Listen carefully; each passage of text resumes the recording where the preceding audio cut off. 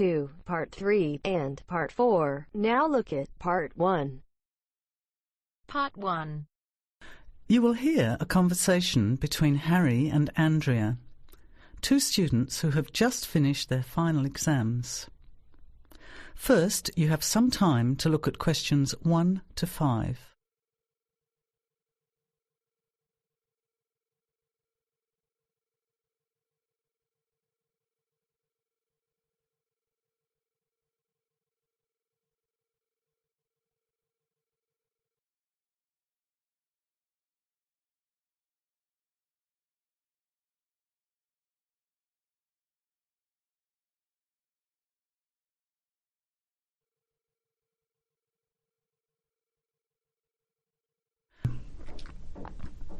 Listen carefully to the conversation and answer questions 1 to 5. Hi, Andrea. How are you feeling now that exams are over? It's fantastic to have finished, isn't it? And to sleep in every morning. What about you? Well, I've been catching up on sleep too, but I've got a lot to do before I leave for England. Perhaps you could give me some advice. I've got a lot of things I can't possibly take back with me, but I don't know what to do with them. Well, it depends on what sort of things they are and whether you're thinking of giving them away or selling them. Well, almost everything. Furniture, the fridge and other kitchen stuff that I bought from the previous tenant. But the new people have already got what they need, so they're not interested in buying stuff from me. I can't afford to give it away, but I'm not sure how to sell it all. Oh, and there are some clothes and books as well. Why can't you take them? The books are really heavy. It's so expensive if you exceed the airline baggage allowance. And the clothes just won't all fit in my suitcase. It's amazing how much stuff I've accumulated since I've been here. Anyway, I don't think I'll need as many summer clothes in England as I have here in Australia. I see. Well, there are several alternatives. First of all, you could put up notices around the university about the books. You know, on the notice boards in the Student Union building and in the economics department. Anywhere second and third year students will see them. People are always keen to buy cheap textbooks. OK, what should I say on the notices? Just put the titles, authors and price you want, your name of course, and maybe put your phone number on those little tear-off tags. That's a good idea. And what about the furniture? You could try doing the same thing, but usually students are away all summer, so they don't want to buy furniture now. Another place to try might be a second-hand shop. Someone from the shop will usually come around and give you a free quote, and then you can decide. But you don't usually get much money for that sort of stuff. Before you hear the rest of the conversation, you have some time to look at questions 6 to 10.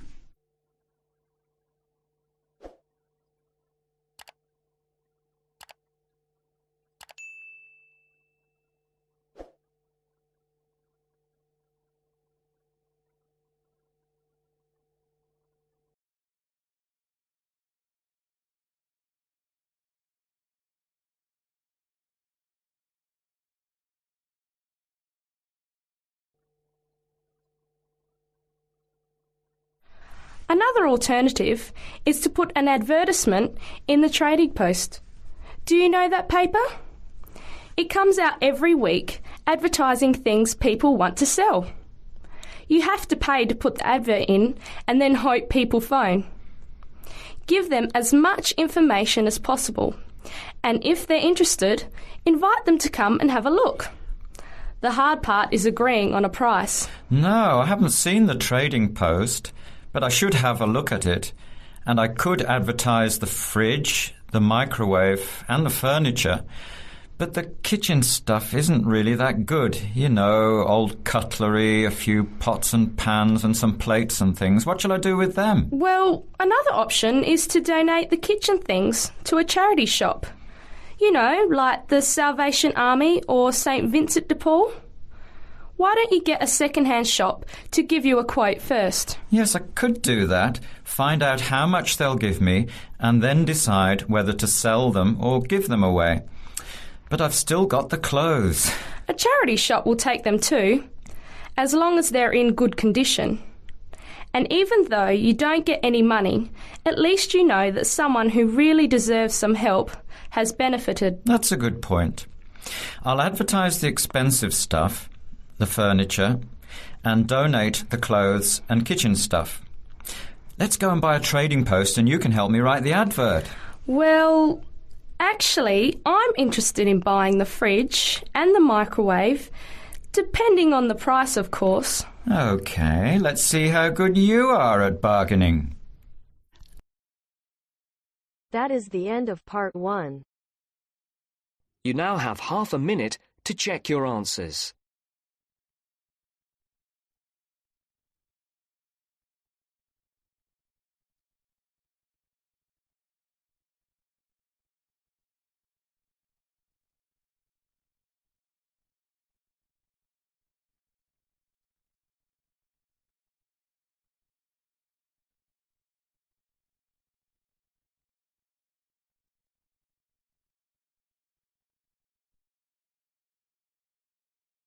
Now turns to part 2. Part 2. You will hear a committee member giving a talk to a nature club about coming events. First, you have some time to look at questions 11 to 15.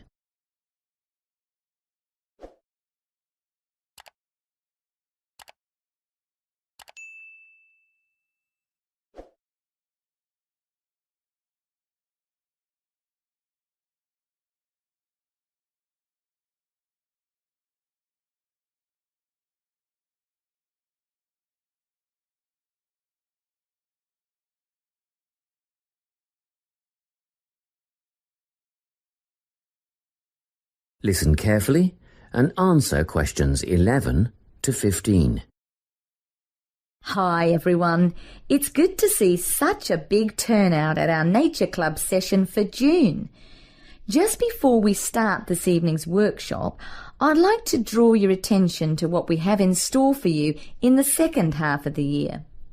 First of all, the guided bushwalk. This is always a favourite.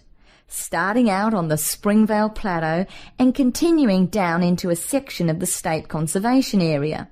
Last year, we invited children aged 8 and over if they came with a parent, but the track has been washed out in a few places since then and it can be quite rough. So, this year we considered restricting it to adults only.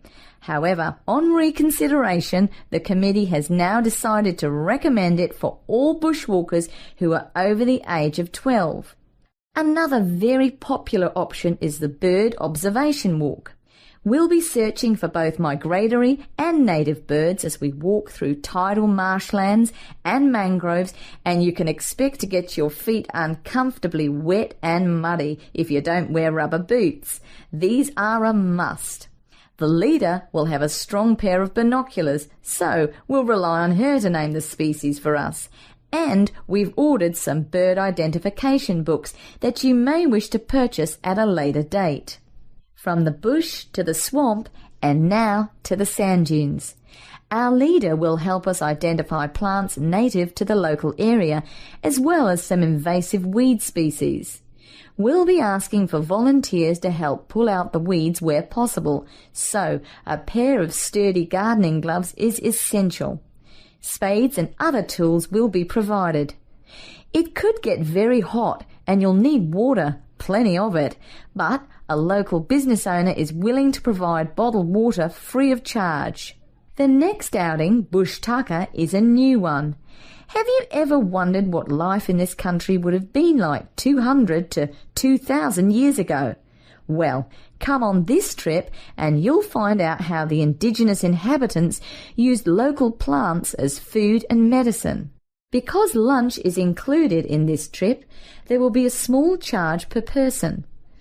We had originally thought $7 would cover the basics, sausages and bread followed by tea and coffee, but then we thought a few different cuts of meat and salad would be nice, and that brought the price up to $12 a head.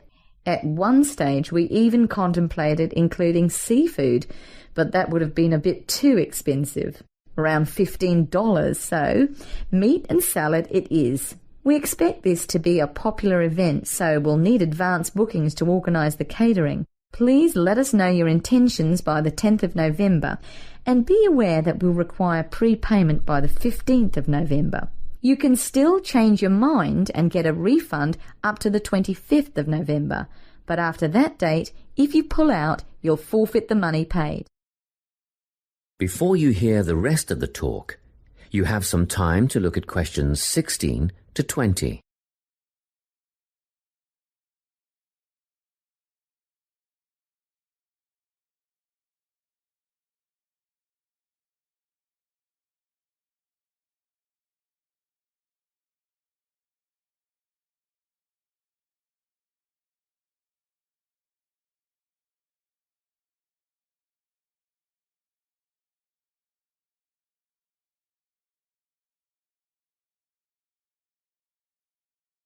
Now listen and answer questions 16 to 20.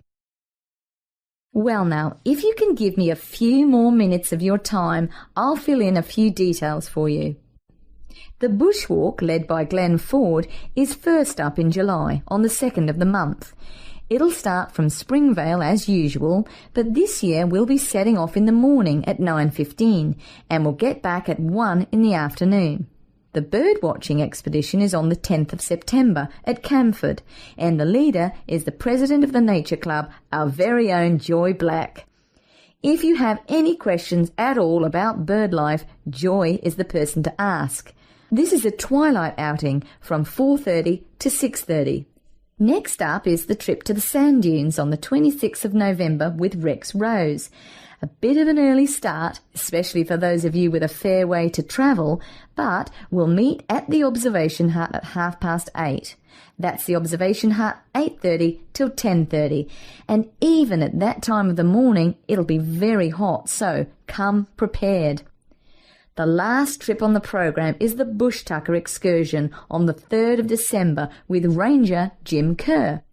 This will be at Carson Hills, and the presentation and demonstration will take place from 10 a.m. till 11:30, but be prepared to stay on for the barbecue and Bush Tucker lunch at 12 o'clock. I expect we'll wind up at 2, and you can head for home at that time. Well, that's all I have to tell you. A booklet will be mailed out to you later with those events, dates and times, but don't wait, put them on your calendar now. That is the end of part 2. You now have half a minute to check your answers.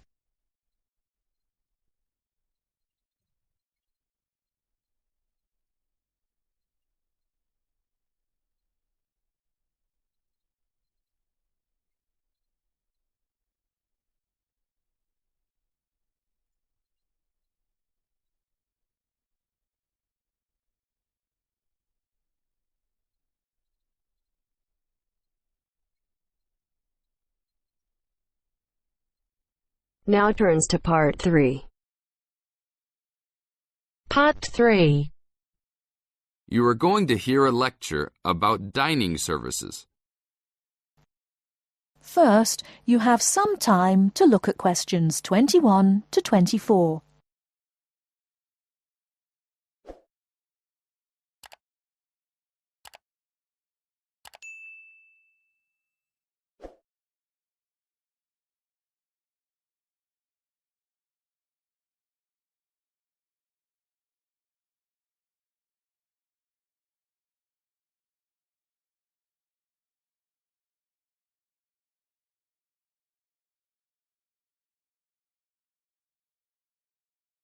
Now, listen carefully and answer questions 21 to 24. Welcome to the Dining Commons. This is the newest facility on campus, and I'm proud to say, also one of the best. I know that all university students miss eating home-cooked food. Well, this year, we are hoping to provide students with food and services that will make you feel at home, even without your family. The administration has been listening to the voice of the students. Students gave us frequent suggestions last year as to how we could improve the university. One of the most frequent suggestions was improving the dining options. We have been working hard all summer to come up with ideas that will make student life in the dormitories more pleasant. One of the new options we are offering in the dining facilities is variety in student meals. Last year, there was a set menu for every dinner, so if students didn't like the food, there was no choice. Students had to eat whatever was served. But this new dining facility has 3 completely unique areas, each with a different theme. At every meal, there will be 3 options for students to choose from. For example, there might be Italian food at station number 1, which might consist of pizza and pasta. At station number 2, there would be American food, consisting of hamburgers and hot dogs. At station number 3, there could be vegetarian soups and salads, accommodating all the vegetarians. We hope that with the greater selection of food, all students will find something to their liking. Before you hear the rest of the talk, you have some time to look at questions 25 to 30.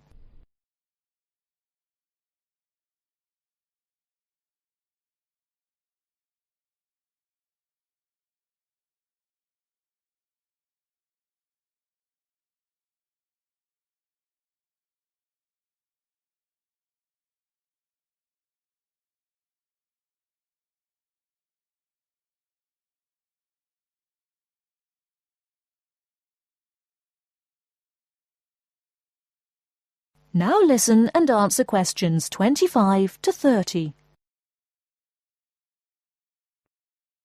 Not only will students have more options, the food will also be better. Each section of the facility will have a head chef. These are real chefs that have been trained in culinary school and have been hired specifically by the school to work in the dining facilities. All of the chefs have a speciality. The school is hoping that these chefs will prepare better tasting and more nutritious food. Every student will be able to make suggestions and also give their input as to which menus taste better. Last year, many students complained that the dining facilities didn't have very convenient hours. This year, we hope to change that. We will open for breakfast at 6 a.m. to accommodate all the early risers. In the evenings, we will open until midnight for all the students that like to go for a late-night snack. The afternoons will still remain closed, but we will have a student store open that will provide all students with drinks and fruit. The student store will be open every day from 2 p.m. to 5 p.m. Every student that has paid full tuition and dormitory fees has already paid for their dining facility fees. Students can eat at any time and in any amount for free. If you are a student that does not live in a dormitory, you can still purchase a dining facility card. This card will entitle you to the full services of the dining facility. This card is available only for students and is not open to the general public. If you are not a student and wish to dine here, you must purchase meals at the door. There are a few rules to follow. Even though we do not limit the amount of food that can be taken, we do not want students to waste food. Please do not take more than you can eat. Also, every student must clean his or her own trays and plates. We will provide plates and trays for student use, but please do not abuse these items. Please do not leave your plates on the tables. Your parents are not here to clean up after you anymore, so I hope all students will be responsible. Thank you for your attention and enjoy the upcoming year. That is the end of part 3. You now have half a minute to check your answers.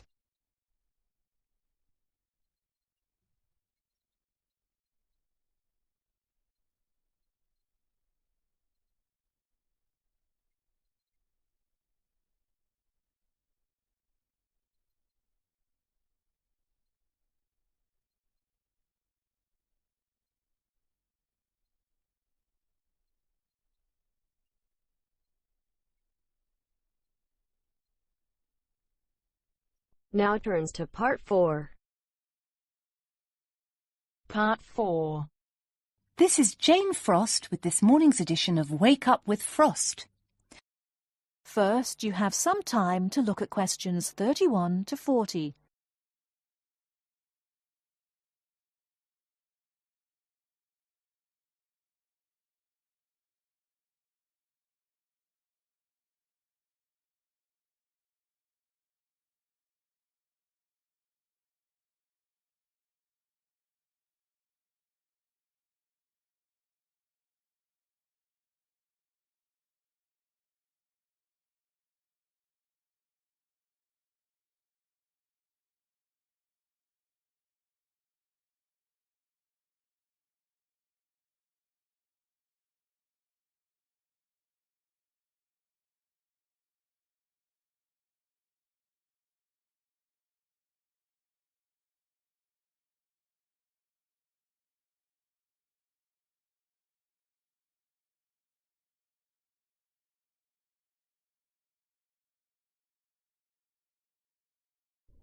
Now listen carefully and answer questions 31 to 40. Good morning. This is Jane Frost with this morning's edition of Wake Up with Frost. As you all know, for the last week we've been running a survey trying to find out what you, the listeners, think is the greatest invention of the last 200 years. The response has been amazing, double the amount we had last year, so thanks to all of you for taking part. We've had about 2,000 responses online and about the same on our phone lines. The lines are now closed, and this morning I can announce what the results were. So, here it is. You, the listeners, have chosen as the greatest technological invention of the past 200 years, and let me not forget to mention that 65% of you voted for this, it's the bicycle. Yes, the bicycle, first invented in 1818, and, would you believe it, the first bicycle was made of wood. The second bicycle had iron wheels. I cannot imagine what that must have been like to ride. It would have kept you fit at any rate. But for me, the best thing about the bicycle was what it did for women's rights. Yes, in the 1890s, it was the bicycle that meant women could change their clothing, start wearing trousers or pantaloons as they were known. Before then, women's clothes had been really uncomfortable, and I'd imagine quite difficult to breathe in. So, thanks to the ordinary bicycle, it was not only the man who wore the trousers in a home. Instead, women could now feel far more equal to their male contemporaries. And I'm sure you'll agree, the bicycle is a great way to get regular exercise, and of course, it's much better for the environment. And today, over 1 billion people all over the world ride bicycles, and for some, it's their only means of getting around from A to B. So, to all you bicycle riders out there, keep up the good work. Coming in a close second with 42% is the computer. I found out something interesting about the computer, which is that really this word first meant someone who did mathematical calculations. Of course, today, with the development of the personal computer, computers are being used for everything from home use to business and even digital photography. I don't know about you, but I can't imagine life without a computer now. I guess closely related to the computer is the internet, and this got 12% of your votes. Maybe, like myself, many of you might think of the internet as being the World Wide Web, but actually the web is only one part of the internet. The internet began as part of the United States military network, but it later began to be used by businesses and academic institutions. Of course, today, the internet has so many uses. We use it for shopping online and entertainment, as well as to find information and send emails. But sadly, there is a darker side to the internet, and some of you have sent me emails about this. Finally, with 5% of your votes, is the radio. We think the radio was invented by Marconi in 1896, and he opened his first radio or wireless factory in the United Kingdom in 1898. In 1906, a man called Reginald Fessenden gave the first radio broadcast from Massachusetts. Ships could hear him at sea, and apparently he played the violin. As yet, listeners, I've spared you from having to listen to my guitar playing. But certainly radio is still important. Let's not forget that it was by radio that the Titanic sent signals to other ships. And with the popularity of TV today, I was secretly pleased so many of you had still placed importance on the radio. So, there you have it, the results of our survey. I think there are still important inventions that were not chosen but deserve a mention. Nuclear power and, of course, communications satellite, something which I am certain will continue to change the face of how we communicate with each other over both long and short distances. In fact, for me, the mobile phone is one of the greatest inventions of the last 200 years, if I think back to my first phone and then I look at what is happening now. Children born today will probably be more likely to have their first experience of the internet on a mobile phone screen rather than a computer monitor. Some of the new mobiles that are now being sold make it just as easy and as quick to find information on the web as on a computer. And let's not forget that mobiles now have digital cameras, word processing facilities, so you can type all your documents, and even personal organisers. I think it's quite possible that the mobile may even replace computers one day. That is the end of part 4. You now have half a minute to check your answers.